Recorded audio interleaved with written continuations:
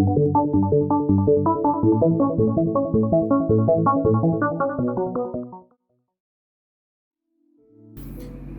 warahmatullahi wabarakatuh dan selamat pagi. Saya Muhammad Farid bin Rahat daripada Kolej Komuniti Rompin sebagai pembentang, dan ahli kumpulan saya ialah Ayub Khan dan juga Halim bin Paimun. Jadi pada hari ini saya nak menerangkan tentang kajian tahap kepuasan pelanggan terhadap kemudahan dan perkhidmatan produk smart solar digital signage di masjid dan surau yang terpilih di Malaysia. Okey, sebagai pengenalan, selera dengan perkembangan teknologi terkini lah. Kalau kita tahu sekarang ni negara kita dan juga dunia menuju kepada era 4.0, iaitu revolution industry. Jadi smart solar digital signage juga tak terkecuali menggunakan teknologi yang terkini sebagai pembaikan lah dan upgrade daripada yang manual, analog dan juga kepada digital lah.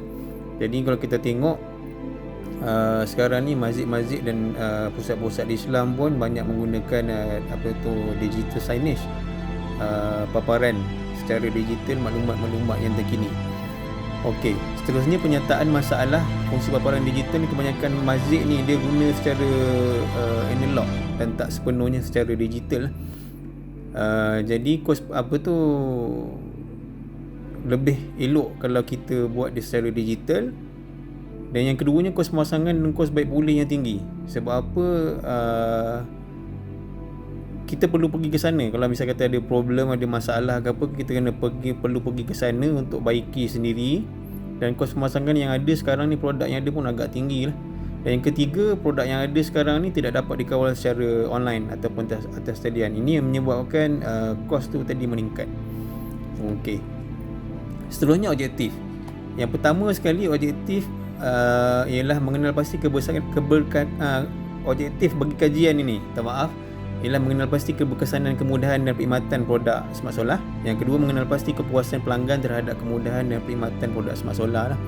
Okey, yang ni kalau kita tengok yang ni adalah contoh-contoh dia punya display ataupun paparan digital yang ada.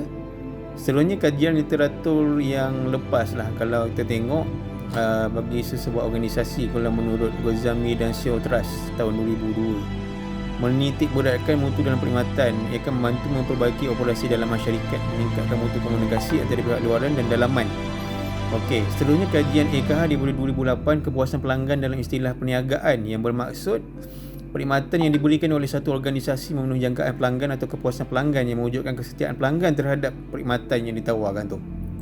Okey, kajian kita menggunakan metodologi skop, iaitu masjid dan surau di seluruh negara. Kita punya skop dan bilangan populasi dia adalah 32. Sebab masa yang kita buat kajian ni, pengguna yang dah ada adalah sebanyak 35 buah surau, masjid dan juga jabatan kerajaan lah.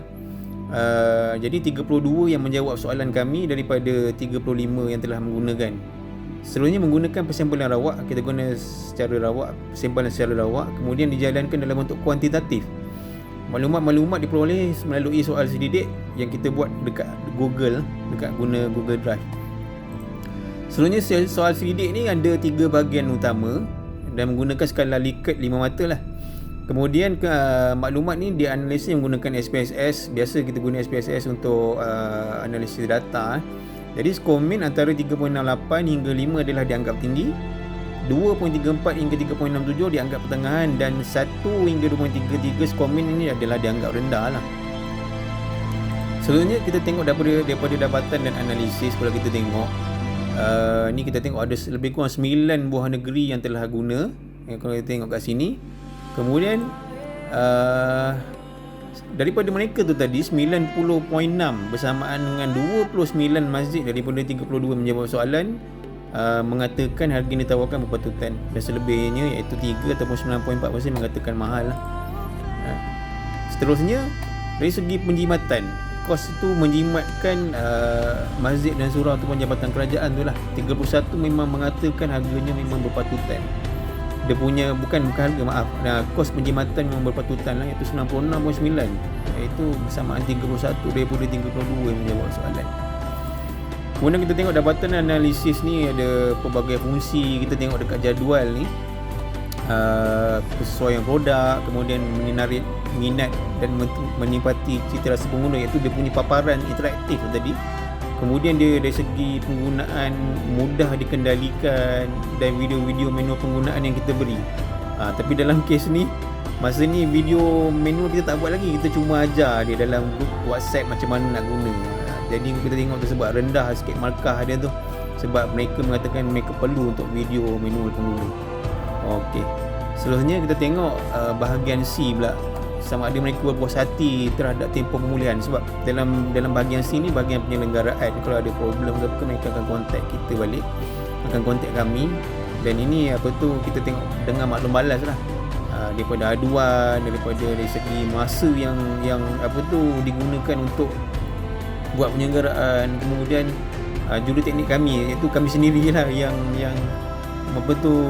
menyelesaikan masalah, dan juga penyelesaian yang diambil tu adalah berkesan ataupun tak, dan hampir kesemuanya mengatakan memang berpuas hati lah dengan yang telah kita buat dari segi bahagian penyelenggaraan dan perkhidmatan. Okey, sekarang dalam bahagian cadangan, kita cadangkan untuk dibuat gunakan remote komputer bila dah siap di load in ke mini komputer Android itulah.